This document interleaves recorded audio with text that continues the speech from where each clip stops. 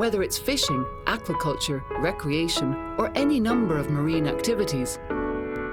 They all depend on healthy oceans. A crucial part of delivering this is with marine protected areas, or MPAs.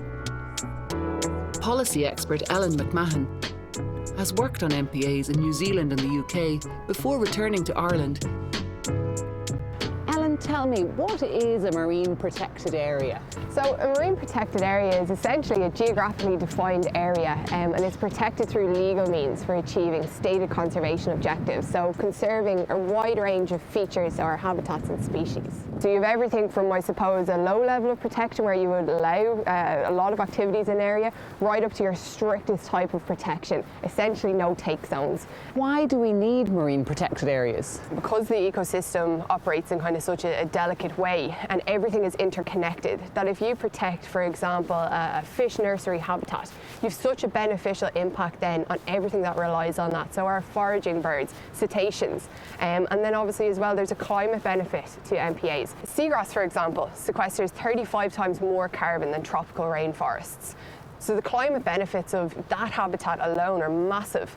And as well as that, they can really help to sustain coastal communities. So it's everything from, I suppose, improving biodiversity, improving those ecosystem services, and also providing benefits for socioeconomic reasons. And there's a huge surge now in interest in offshore wind developments, wind farms, and that's a good thing, surely, facing into a climate crisis.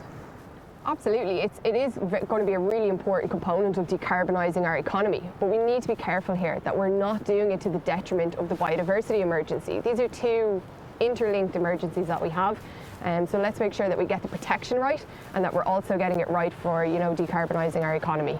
There's so many different things going on at sea, from wind energy to fishing to seaweed aquaculture to protected areas. How do we plan for those in a spatial level?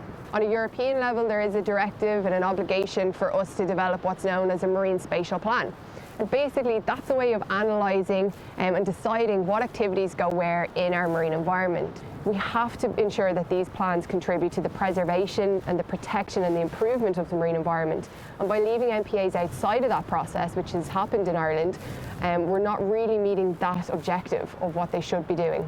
So there might be people in coastal communities who'd be worried about the mention of a marine protected areas and think that this is a place where they can't do their normal marine activities.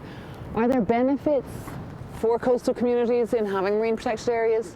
So MPAs, I think they should be really viewed as a positive thing for our environment and for coastal communities. So obviously we have the biodiversity benefits and that's well documented. But there's also the benefits of the spillover effects of these areas. So for example, an abundance of fish and shellfish species outside of them, that then you can have some levels of fishing around them, and that brings a benefit to local communities and to the fishing sector. But also, what do we stand to lose? If we don't protect these areas, we're going to see continued decline in our fish stocks. So really it's about also restoring populations of fish species. Would you have high hopes now that we're going to have good marine protected areas in Ireland in the next couple of years? I do have high hopes for MPAs in Ireland in the future. So the government has committed to achieving 30% protected areas by 2030, which is brilliant. But what's crucial is that we can designate 30%, a spatial designation, quite easily. But it has to be meaningful, it has to be effective, and it has to work. So I think that's the challenge, is getting an effective 30%. But I do think we can do it. Stakeholders are getting on board. Public perception has really changed in the last number of years. And we just need the political will and the resources to get there now.